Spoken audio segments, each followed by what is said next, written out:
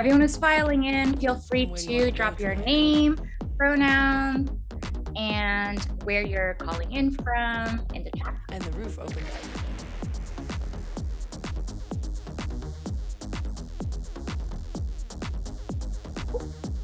And something you did to help build public renewables. Hey everyone, what's up, what's up? Thank you so much for being here. Monday, June 6th, happy Pride. I played Sweat by Sophie because we're here to make Albany sweat, and also because it's going to be apparently the hottest summer recorded, so we're all going to be sweating a little bit. My name is Lizzie. I will be emceeing tonight. We have a packed agenda where we're going to be really going through all of the advocacy that we did and is to be done for us to build public renewables here in New York. And hopefully we got a lot of folks from all across the country, so we can discuss how y'all can build public renewables in your state too. So just wanted to set the framing a little bit. We just got out of ledge session. We did not win, but we worked really, really hard. We fucking sweat, to make sure that we could even get the bill to the like level that we did. The system is broken, right? We're working within a political system that wasn't meant to serve us, but we came pretty damn close. We have a fire group of activists and a movement behind us. And so we are actually getting closer and very much well poised to win the Build Public Renewables Act next year. So I just wanted to say thank you. Welcome to everyone. If you haven't yet, please drop your name, pronouns, where you're hailing from, and something you did to build public renewables in the chat. We are going to start off by giving a short history of the BPRA, having some very famous people speak, talk about our electoral strategy, and talk about ways that y'all can get involved to make sure that this bill passes next year. So I'm going to pass it off to Gustavo, our fierce activist and representative of the National Political Committee as a member of the Green New Deal. So I'm going to pass off to Gustavo.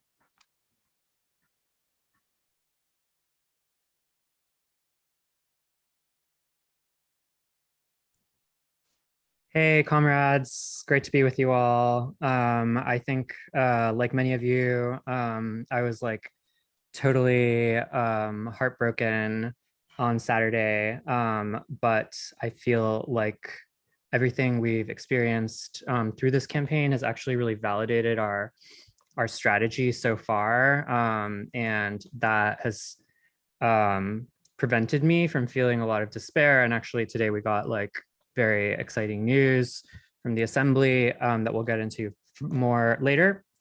So my name is Gustavo. I use he, him pronouns. I'm usually in New York City DSA, but right now I'm in Lower Hudson Valley, and I'm a member of DSA's National Political Committee. I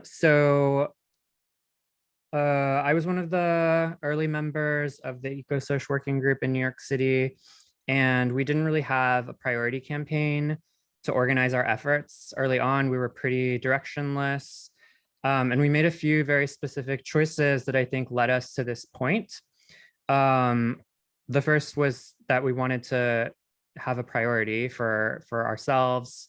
We had a debate over about 3 different options, and we wanted to find an explicitly socialist approach to climate policy. This was sort of still in the beginning of the, as the Green New Deal was still in its like incipient phase, like as an idea, 2019 roughly. And there wasn't really a charted way of approaching the climate crisis as socialists. So we made a few choices. We wanted to work on energy democracy to increase our democratic control over the grid. We also thought that this needed to be a DSA-led campaign. And because we thought that the existing models were inadequate for dealing with the climate crisis. And that started with writing the bill itself. DSA members like Aaron Eisenberg, Amber Ruther, people I helped a little bit to write the bill together with the Assembly legislative bill drafting staffers. And this has been like a really collective project. Every year the bill has changed, new people have worked on it.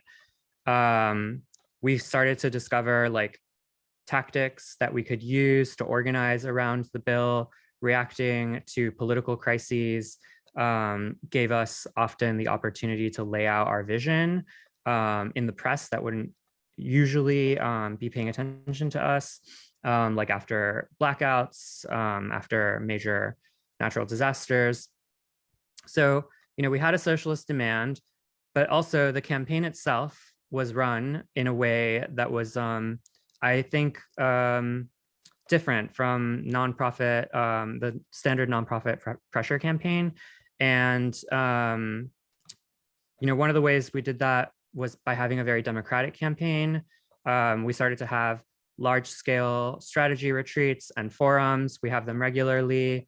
And I think we really developed a way to democratize strategy where there isn't one person who owns this work. There isn't one leader who's the most important person, but rather like most of that responsibility is shared across dozens of people, and that's like the source of our power. This wasn't really a staff-led campaign. Most of the people who have worked on it have done so in their free time. And eventually we fully integrated with electoral work and with electoral primaries and challenges. And that's something actually that a lot of nonprofits, 501c3s are legally unable to do. And there's a reason for that. And that's because the capitalist class doesn't want to be threatened. I think like the way I've been thinking about this campaign recently, some of the choices that we made is that we were really like in DSA, we were starting to build this organization into like a proto party. And this was sort of a proto party driven campaign model. We worked very closely with the electeds that we helped put into Albany. We'll be hearing from them later today, and we'll hear more about how that happened. And I didn't really follow this timeline, but I was thinking, a few days ago, it was June 2nd, and 1 year ago, June 2nd, 2021, I guess, we had in the previous legislative session, towards the end of that session, we did a very big rally where 7 of us got arrested, including me. We had like chained ourselves. The police had to chainsaw through our lock boxes. And now, some of those people are running for the assembly, are leading this fight, and will continue to do so. And hopefully, I really believe in 2023, we'll have the power to build public renewables. And I'll pass it back to Lizzie. Yay, thank you, Gustavo, for that amazing rundown. There are a lot of folks like actively also piping in like their part of the history into the chat. So I just wanted to just like let folks know to hold on to their questions. We'll have a time for Q&A at the very end. This time we're going to actually pass it off to some folks that y'all may already know about. Familiar faces, folks from our actual Green News slate. We want to ask them when they first heard about public power and tell us their favorite public power memory.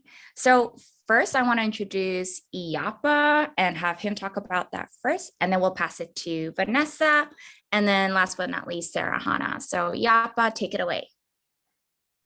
How's it going? So many memories, favorite memories. I can't pick one, but I do remember my first DSA meeting was a low man meeting, and none other than Gustavo was there speaking on behalf of public power. He did this presentation, and at the end, he was like, "Okay, well, we're having our next monthly meeting for EcoSoc in this very building tomorrow," and I'm like, "I'm there."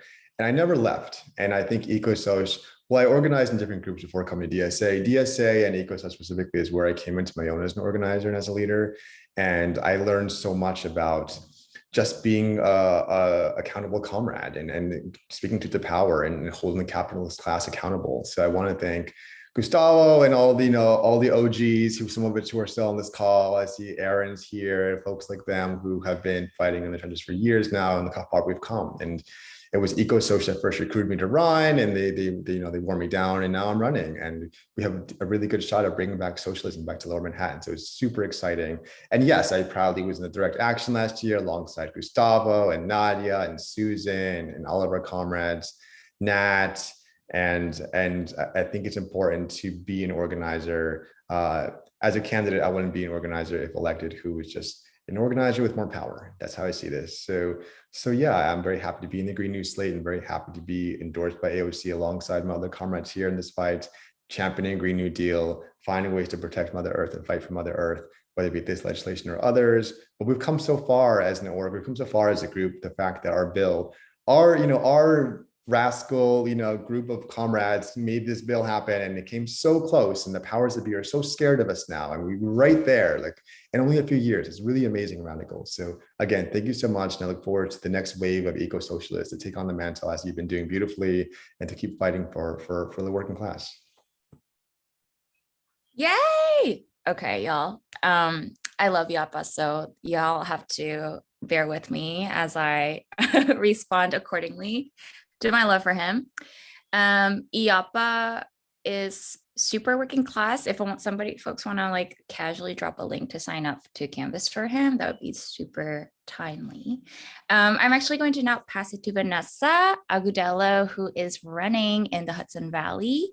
Vanessa, are you here? I am. Thanks, Lizzie. Can you hear me? Yes. Awesome. Hey, everyone. Feeling really good to be here in such incredible company, despite the failure of Albany to act again this year, which is really, really disheartening, but at the same time, not surprising. And that's why it's so good that we're here organizing for next year and to build more power, because that's exactly what we need. I'm Vanessa Gudelo. I'm running in Assembly District 95, encompassing areas of Westchester County and Putnam County.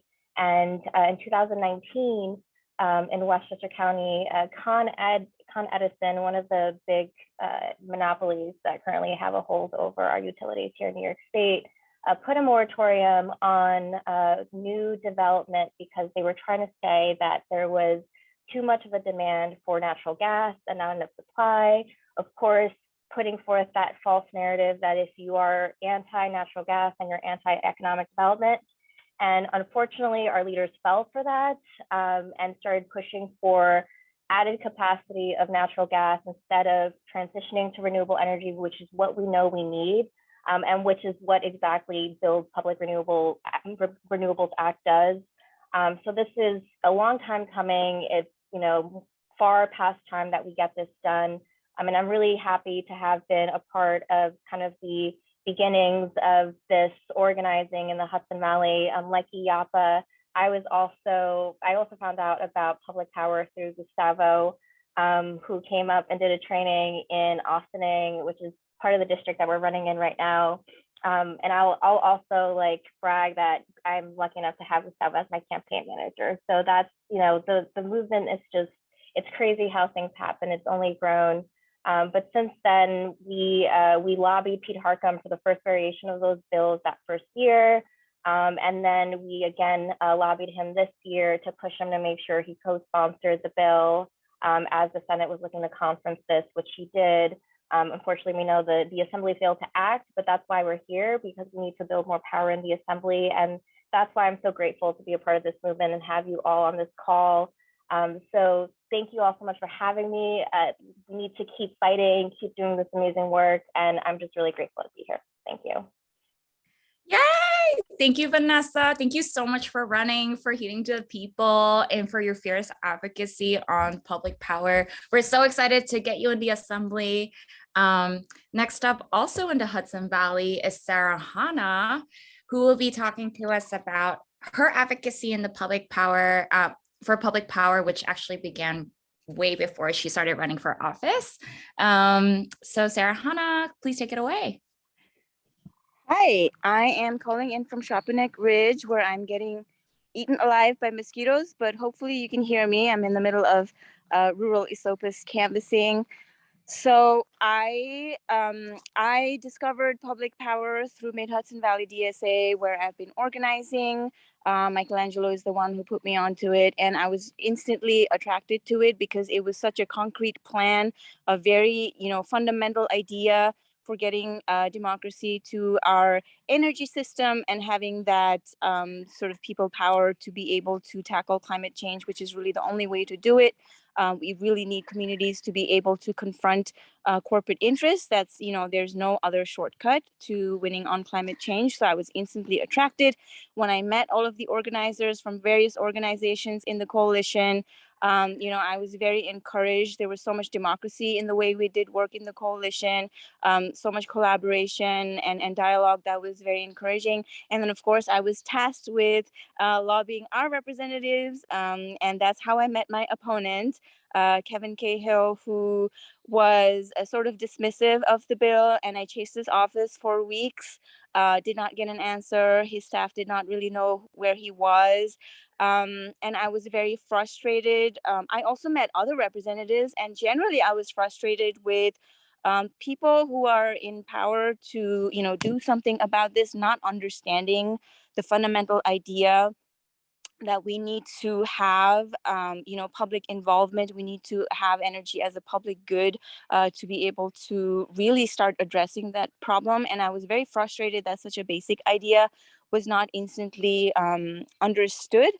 So that drove me even more to do a lot of outreach and education for not just representatives, but other organizers who were not coming into their organizing work through this lens.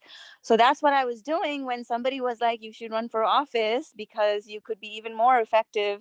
And I'll be honest, in the beginning, I was not sure I wanted to run for office, but since running for office, I realized that it's absolutely true. We absolutely need electoral power. We need organizers in office. Otherwise, we're going to not have the time that we need. And I think, just 3 days ago, we saw what kind of pressure we were able to put by running a slate of climate organizers, by making this, sort of a top conversation. For a while it was trending nationally, I think. So, I think people all over the country were talking about this idea of what New York could do. So that was very exciting. And I think that's only hammered home the importance for me to be able to put our people in office and do things for people, get things done. That message really resonates in the Hudson Valley. So we're just going to keep going. Yay! So yeah, I am supporting Sarah Hannah. Just want y'all to know, and Vanessa and Diapa. So please sign up to support. We do need climate champions. And as later Zoran will attest, because being a legislator is actually being an organizer. You need to get people on your side. You need to get people aligned. You need to be in touch with people on the ground.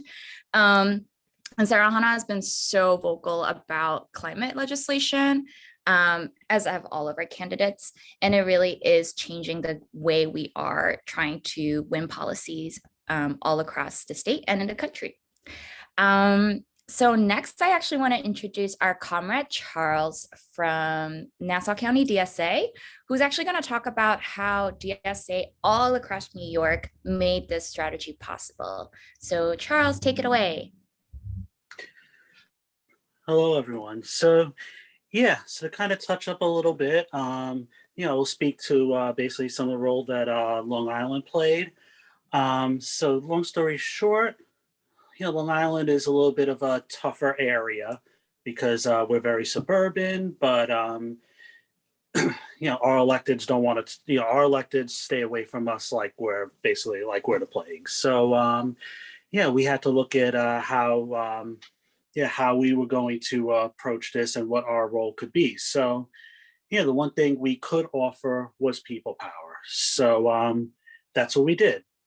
We started talking about how we could play our own little role. And what we've settled on is, we settled on canvassing. So that's what we did.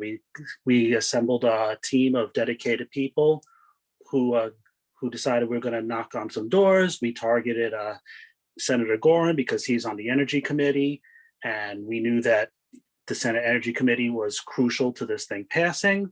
So yeah, so that's what we did. We knocked. I believe we hit 4 digits on the number of doors we knocked between all of our canvases. Gorin was forced to acknowledge that we were making an effect. Fortunately, Gorin, it did take over $22,000 from the fossil fuel industry, and that unfortunately seemed to matter more to him. But yes, thankfully, he will be going bye-bye. And the big thing it did, though, was as we kept posting about it and we kept talking about our canvases, other Long Island senators and other Long Island Assembly people took notice. So yeah, and that was really our big thing. And we also did some phone calls, but the big thing was the people power of going around knocking on doors and just doing what we can. So I encourage everyone to that can do it, to do it, support the candidates that you heard on here. And I'm going to toss it back to Lizzie. Thank you, Charles. I just want to say, listen, I used to say Long Island is where dreams go to die, but I don't think so anymore. I take it back.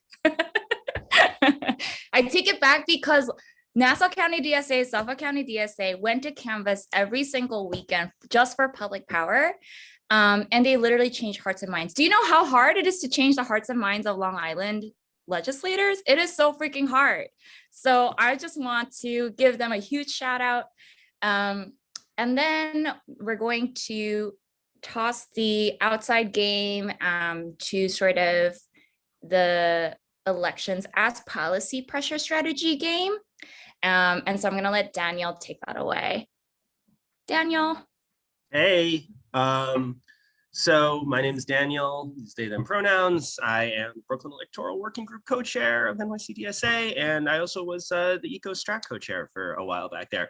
But before I'm going to talk about like how we used elections to get really far and how we can use the upcoming elections to get even farther in 2023. But before I do, I'm going to introduce y'all to Sander, who's in the chat. And Sander has a sign-up form for canvassing, and you can sign up to canvass for any member of our Amazing Green New York slate. Sander posted that right now, and sign up there, and we will get in touch with you to get you connected, get you onboarded. The campaigns have both phone banks and canvases, so if you're not actually in the physical location of the campaign, you can always phone bank, which is really cool. So yeah, I'll get started on the presentation, and then we'll keep we'll keep on going. All right, so basically last year we were, was our first year trying to really push BPRA for real. And we had a lot of trouble kind of like breaking through to the press. And the best way we broke through the press was on our June 2nd action when Ayapa and Gustavo and Robert and Nadia and a bunch of other people on this call chained themselves to Broadway and had to be cut out. And we got a lot of press that way, but the press was all like buzzsaws. All they wanted to do was talk about the buzzsaws. So we started like thinking, is there a way that we can kind of get, we can break through without, threatening our limbs? And we thought about the upcoming elections that we knew that DSA chapters across the state were going to participate in.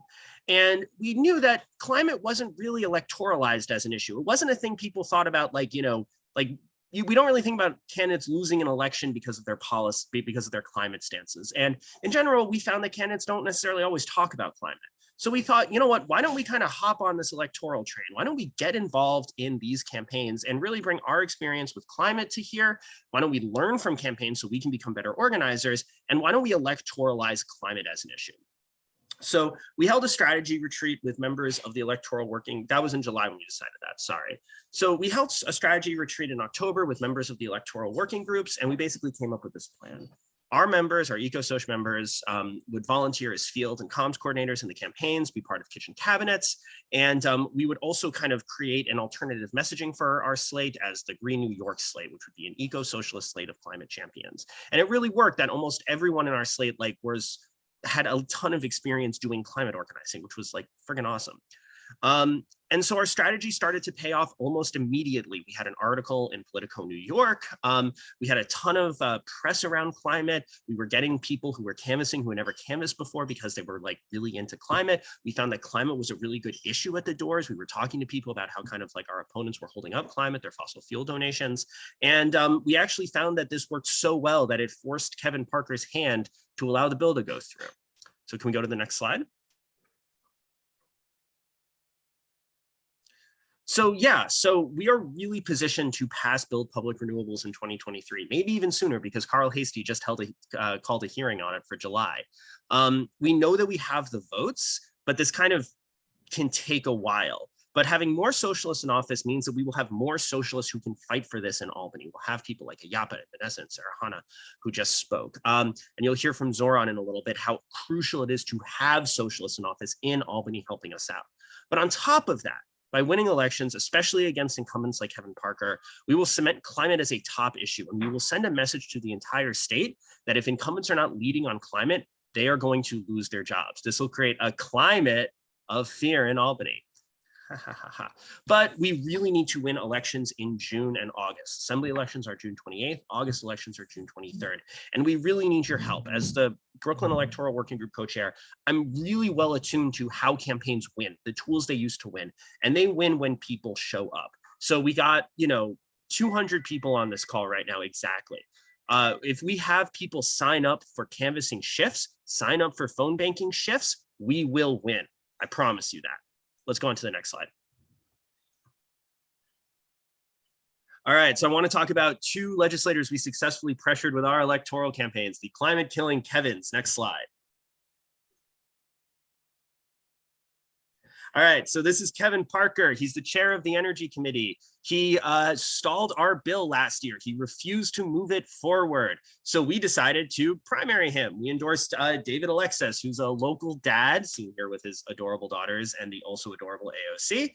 And we were told that by primarying Kevin Parker, our bill would not move forward. We were told we were screwed, but that was wrong.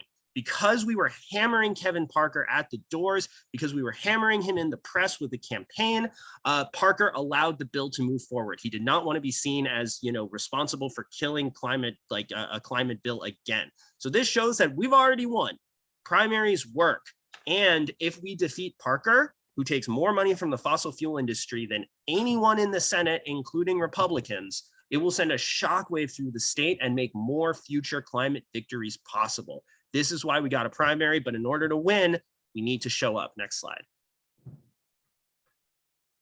And this is Kevin Cahill, our climate coward. He has repeatedly made no action on climate legislation, and he refused to even co-sponsor the Build Public Renewables Act, berating activists for not sponsoring his bill instead. But as we got closer to passing our bill, he started to get nervous. We heard rumors that he was going to leadership saying, you got to pass this bill because I'm going to lose my job. That's why we primary people. And we're primarying him with Sarahana, who you just heard from, an awesome climate organizer who really knows how to build movement power and can build that movement power in Albany. So this is why we primary. And for both David and Sarahana, the reason that they were able to pressure their incumbents is because people were showing up to canvass and people were showing up to volunteer and make those campaigns strong. They were able to provide a credible threat. So if you canvassed for David or Sarahana or any of our Green New York slate, you were responsible for getting this bill as far as it got. And if you keep canvassing, keep volunteering, keep phone banking, you will get this bill over the finish line in 2023. Like, I really mean this when I say the power is in your hands. Like, I'm not just saying that to get you to show up. Like, when we canvass, when we phone bank, we win. So let's go to the next slide. All right, so before we do that, we're gonna move on to what happened. We're gonna hear from Zoran, but before we do that, let's sign up to canvass. I'm gonna just take a look at how many signups we have so far. Let's see, we got only 8 signups so far, which is like a decent start, but we need more. So let's keep posting. Just go to let's post that link in the chat. Yeah, we got to get those numbers up. We have 200 people here. We should be getting at least 100 signups. Maybe we can get to 200. Let's post that link some more. Yeah, and like I said, I keep saying this over and over again. I feel it's like hard to get people to believe this, but like it's totally true. When you are canvassing, when you are phone banking, you can make a campaign win. Like campaigns are 100% dependent on the amount of people who show up. So that's why we need, I see Ayapa nodding. He's a candidate. He knows this really well. So like you sign up, we can win this. Like I said, if you're not in the New York City area, if you're not in the Hudson Valley for Sarah, Hunter, and Vanessa, the campaigns have phone banks. So just sign up, put your info there, and we will get in touch with you and we will hook you up to the campaigns because that's what we got to do to win. Yeah, as Gustavo said, we cannot win Build Public Renewables with only 8 people. All right, we're up to 13. That's pretty good, but we're gonna keep posting and let's try to get to 100 by the end of the night. All right, even if you never canvassed before, never phone banked, please sign up. We will get in contact with you. We'll talk you through it. We will hook you up. So I'm gonna throw it back to Lizzie, but we're gonna keep posting that link and we're gonna see what number we're at as the night goes on because we really want to get to at least 100, but we got 205 people here. So I think we can get to 205 signups. Come on, let's get y'all to sign up. Listen, electoral politics is a numbers game. We need people elected, and then people elected can do the inside game to make sure that folks are championing the bill inside the legislature, which is honestly like a closed box. It's like, ooh, there's nothing in and out sometimes. So please sign up. Okay. I'm going to now pass it to Zoran and Patrick, who are really going to lay out what happened this legislative session, because there was a ton of communication happening with folks, our elected champions, who were pushing the bill inside. And as I said, it's really important to have legislators who are able to do that inside work. And the person who was laying out the inside game for us was Zoran. So I'm going to pass it to Zoran and Patrick, who are going to lay out exactly what happened this past year.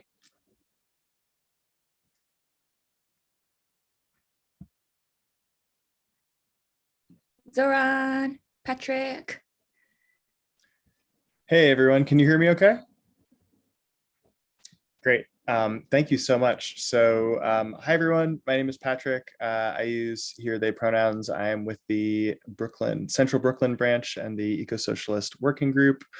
I would say one of the most important things to keep in mind is that, we were working behind the scenes, working with different legislators, and Albany works really differently from the way people are taught that it does. So Zoran, I feel like you probably understand that better than a lot of people. Are you able to get on? Absolutely, I'm here. My name is listed as sign up to Canvas, so that might have taken a little bit longer to find me. But hello to all of our friends, our comrades, some of our colleagues in the press. It is lovely to see each and every one of you here. Yeah, I think, there are many things to talk about the final week of session and generally the journey of BPRA. But one of the most exciting things about BPRA for me and the fight for it was also how it gave us a medium by which we could democratize the information of how Albany actually works.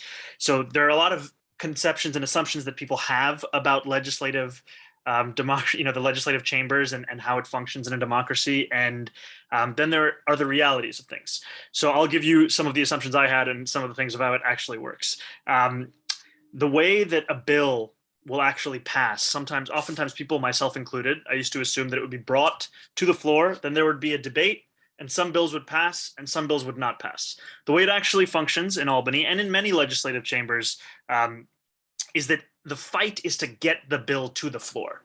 Once a bill comes to the floor, that bill is passing. I do not think there's been a single bill in the last 10, maybe who knows, however many years, that has come to the floor and failed in the New York State Assembly, that has been introduced by the majority conference. So the real fight is getting that bill to the floor. And so then around that comes all of these other fights, which are, okay, how do you get something to the floor? What do you say? What are the thresholds that you need to hit? So technically, you need 76 votes to pass any bill. There are 150 assembly members.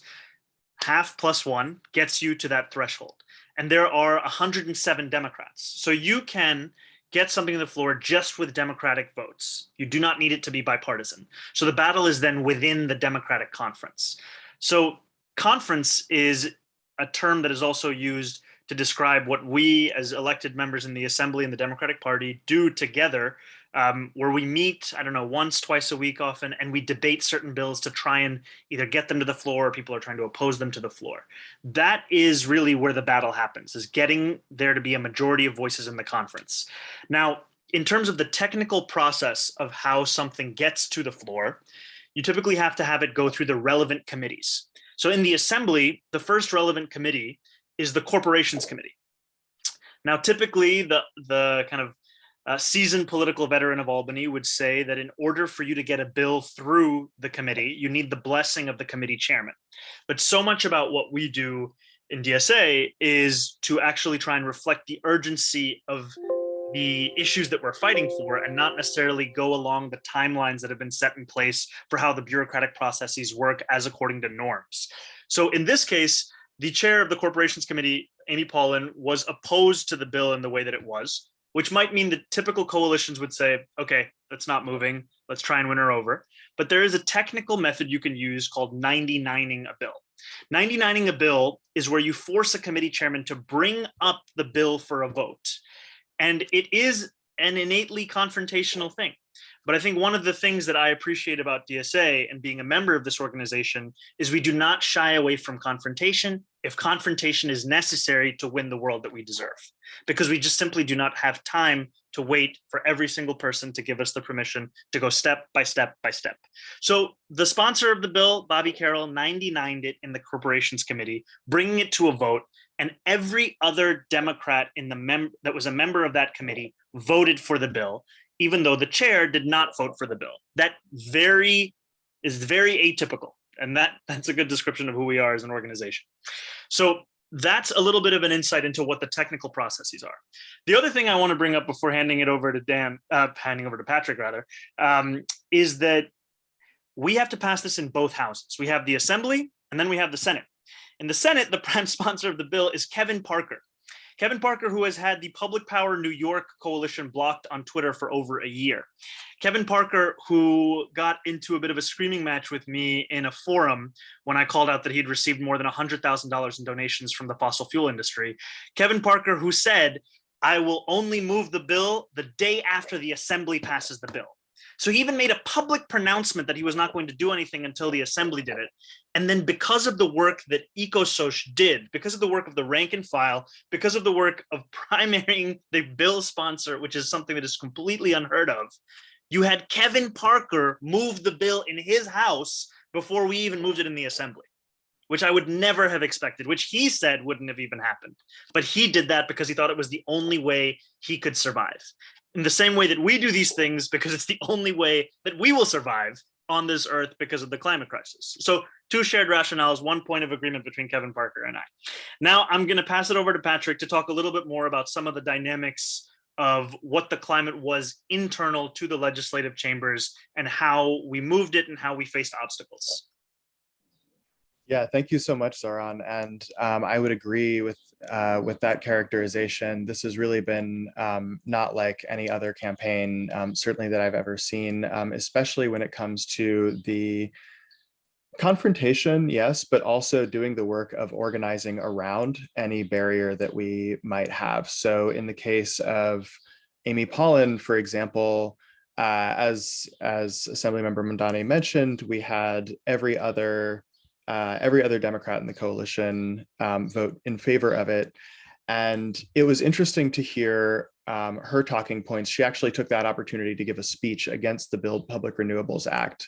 And the talking points that she used were word for word talking points that were coming from the independent power producers of New York, the fossil fuel lobby and political arm of fossil fuel generators in the state, and ACE New York, which is renewable energy capitalists, venture capitalists that claim to be acting on behalf of renewable energy, but really only defend their wealthy interests. And Amy Paulin's speech was line by line the memo that they had circulated to the Assembly and to the Senate. And so conflating our bill with a totally different bill that would have allowed you, the for-profit utilities, to own generation, like really misleading, shady stuff. But that is definitely how it works. And so being prepared for that is really important. And, I would say that as soon as the Senate leadership was interested, then we were able to collaborate much more meaningfully on honing the bill and editing the bill. This was an exhaustive and painstaking process. It was highly democratic, I will say. We had constituencies and organizations all over the state involved in making sure that the bill could be its best self in practice. And I would say that that was necessary from an implementation standpoint for sure, but also from a political standpoint, making sure that it would work as intended was really helpful in the conversations that we were having, with legislators, with central staff, and with different constituencies. And that was us. That was not paid lobbyists. That was us doing that work and having those conversations over the course of well over a year. And I mentioned that term before, central staff. These are staff that belong to the different legislative houses, often lawyers who have the power to make things happen and make things not happen in the Senate and the Assembly. Hugely important to keep them in mind and engage them early on. And we were able to work pretty closely with them despite this opposition from the independent power producers and ACE New York. One thing that we noticed is that the other opposition groups that came out had clearly been tapped because they were echoing, again, the exact same talking points, the exact same misleading conflation of our bill and a totally other bill. During that process of bill edits, I would say that it was really, really interesting when it came to labor. We are socialists. We believe in the power of organized labor and the power of the working class. And so it was crucial for us to ensure that this was working well for working people. And we were working with central staff that sort of became a go-between for labor after, I would say, well over a year of engaging the unions that, in our view, were most likely to be impacted by the bill, and doing that work of mapping the labor unions and the labor universe was really, really important. And that was really painstaking, I would say, making sure, getting a clearer understanding of how different unions interact with one another, the relationships that they have, who tends to have jurisdiction over what. And it was true that the AFL-CIO did circulate. So that's the American Federation of Labor and Congress of International Organizations. And they have a New York State specific branch that brings together representatives of different unions all over the state.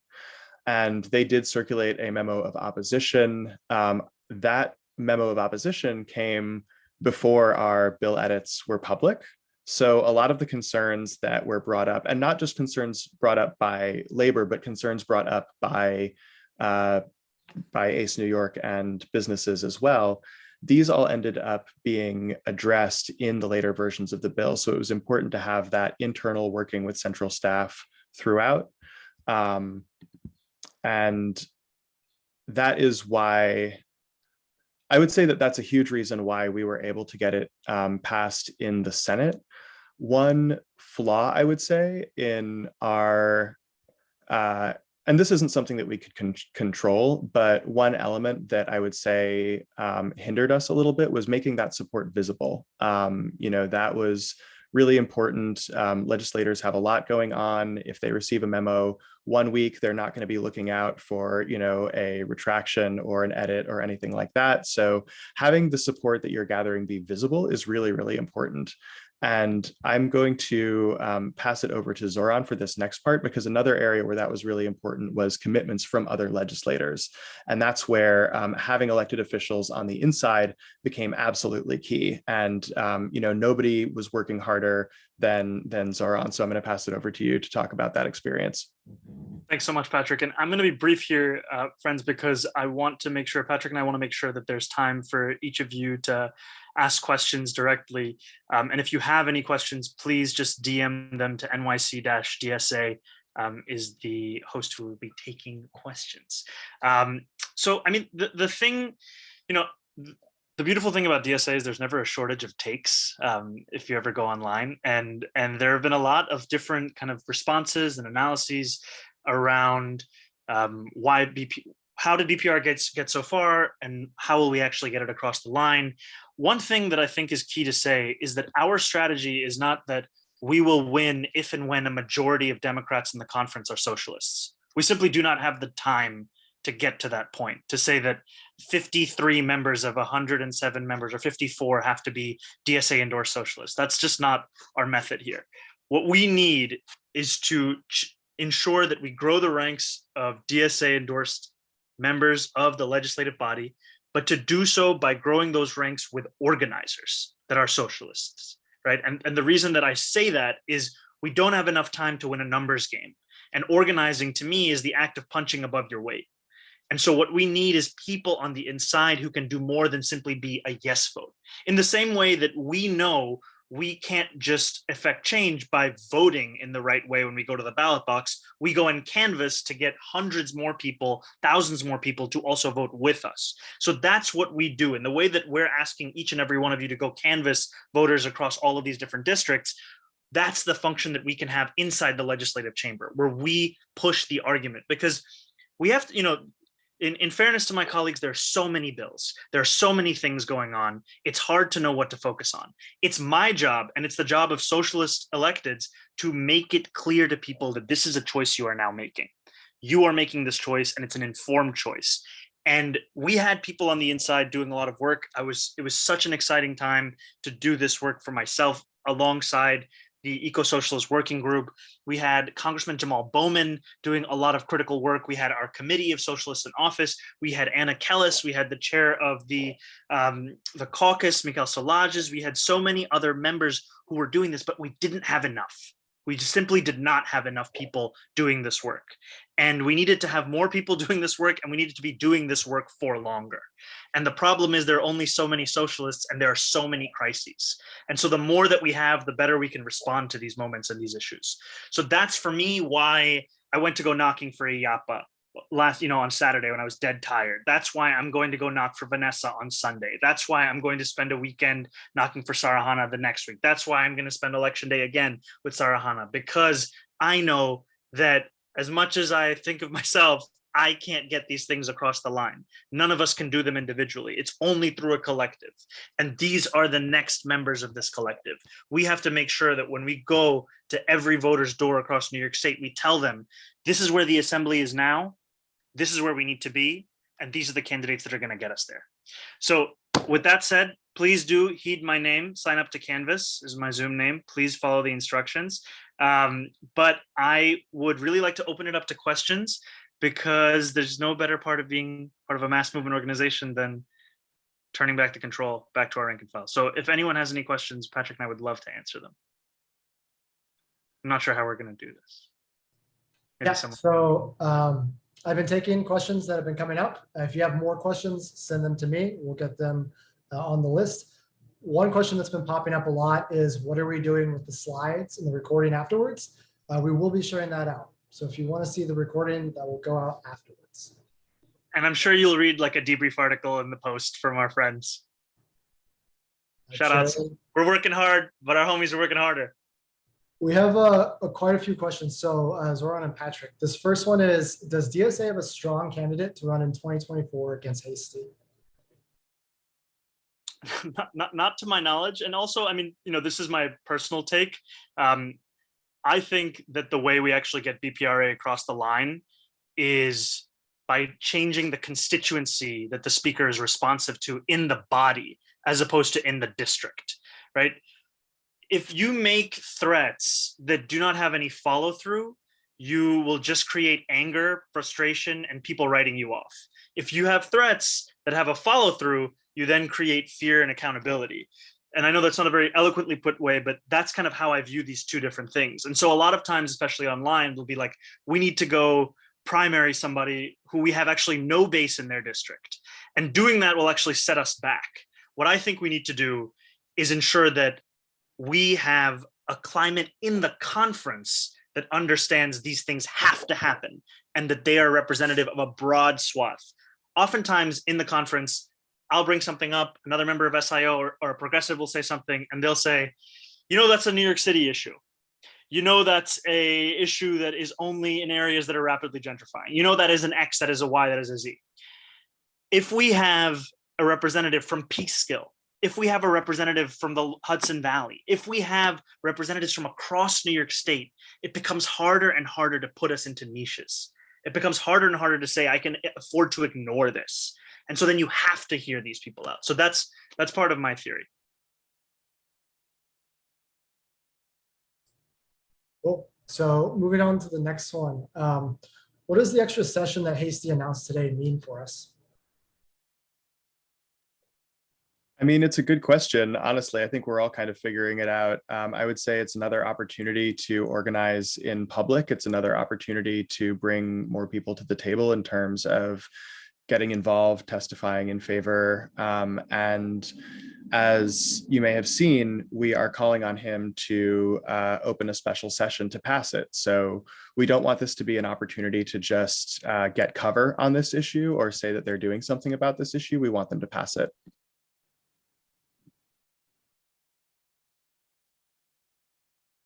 Next one.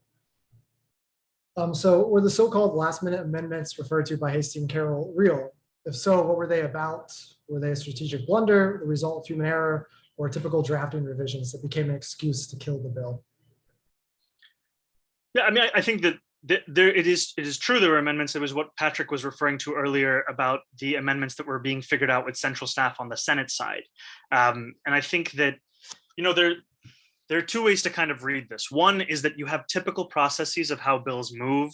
They get and if you're in support of this process, you'll say it gets the time to age, it gets the time for people to consider them, to really tease them out. The issue that we have is that we simply do not have the time with this climate crisis to go by the norms that will not allow us to pass urgently necessary action. And so there are definitely things that we as a coalition and I myself can learn about how to move legislation for the years to come.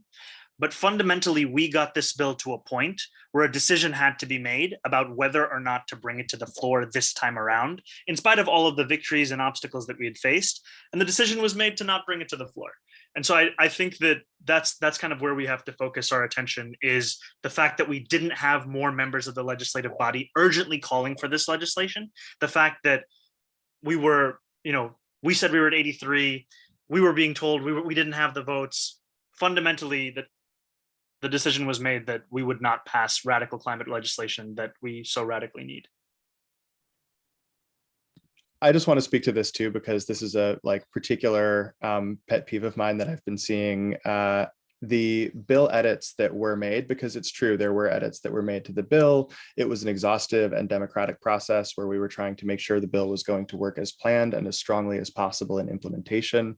And the edits that we made got a lot more support and made the bill stronger. So for example, including a mandate to meet the goals of the CLCPA and a robust and accountable process for determining how close we are to meeting those goals on an annual basis, and ensuring that the New York Power Authority is building out enough power to pick up the slack.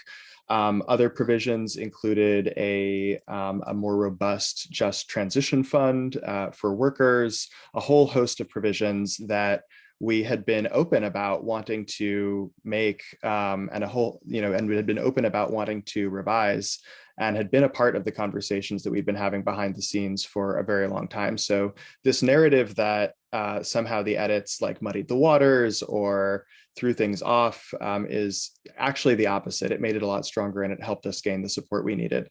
And I just want to add one thing to what Patrick said, which is that all the things that you're told about how Albany works, the norms, the processes, the timelines, those are all less important than assessments of power. everything can change if people want it to change. Everything can change, right? I remember when Brian Benjamin was charged with fraud, and then almost immediately we had legislation ready to go to take him off the ballot, right? That speaks to when they want things to move fast, they can move fast. When they want things to move slow, they can move slow.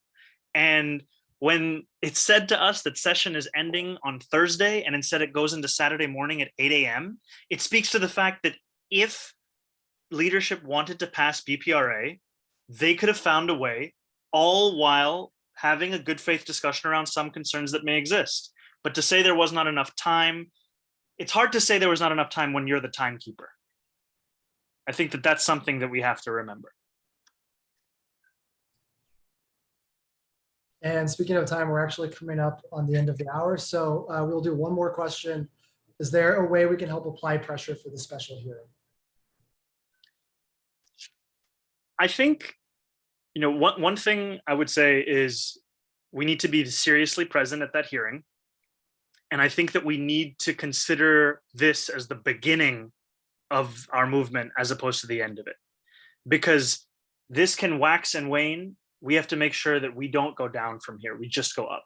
That people understand that this is the defining bill that needs to get passed, and that any success that we have is a referendum on the Assembly's inability to move this bill. And I think that presence at that hearing is one thing. And I think moving on from there is the fact that people will just hear about this bill at every single juncture of their political life over the next few months until we pass the bill. We have to keep this bill at the forefront of people's minds. That's what I would say. If that means we all get tattoos that say BPRA, I don't know. Maybe it does. Stylianos had mentioned that, so I just wanted to put a shout out for it.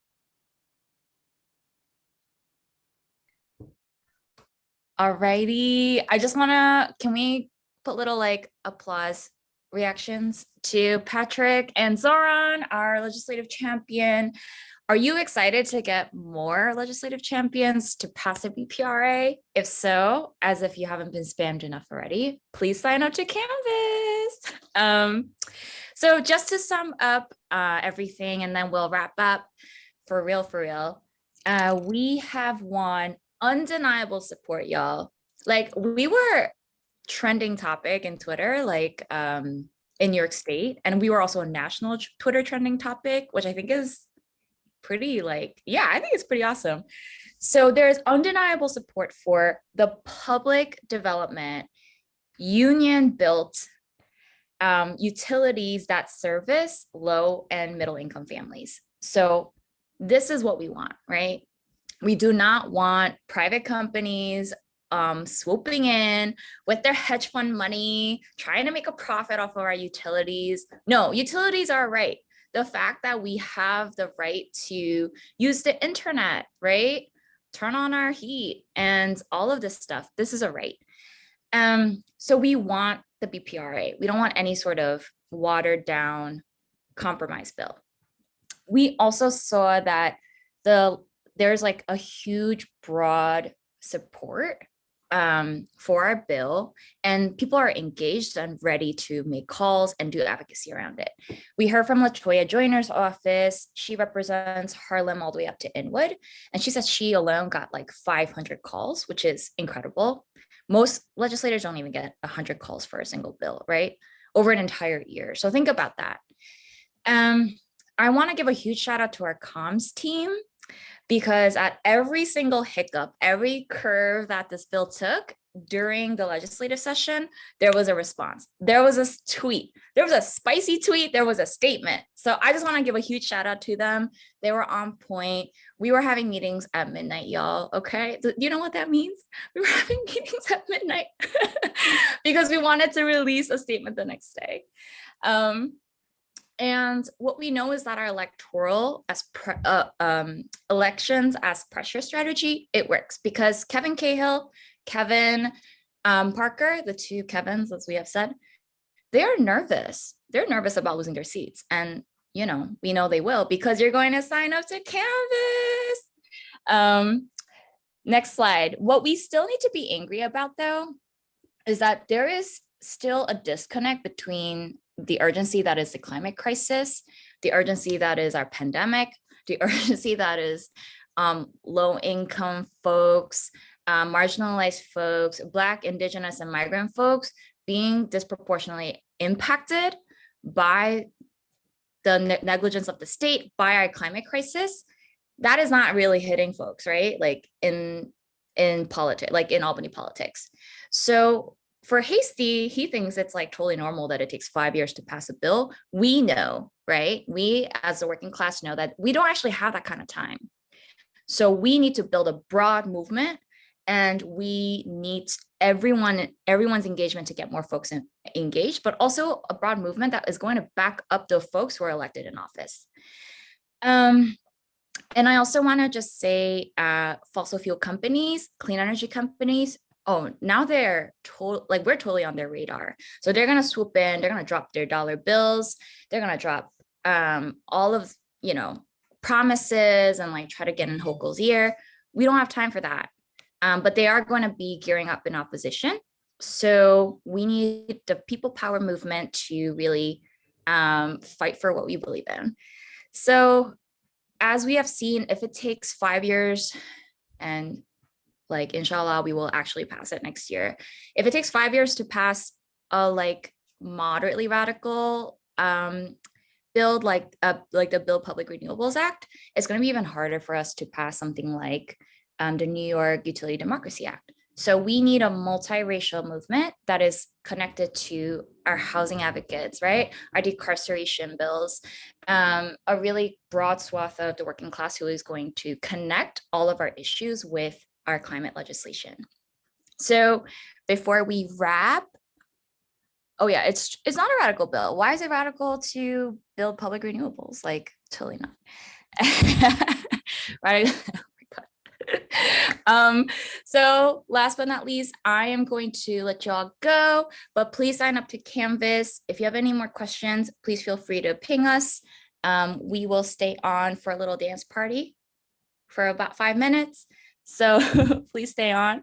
We're gonna play Sweat by Sophie again because A, I'm sweating, and B, because we are gonna make Albany sweat. All right, peace and good night. Solidarity to y'all. We will win.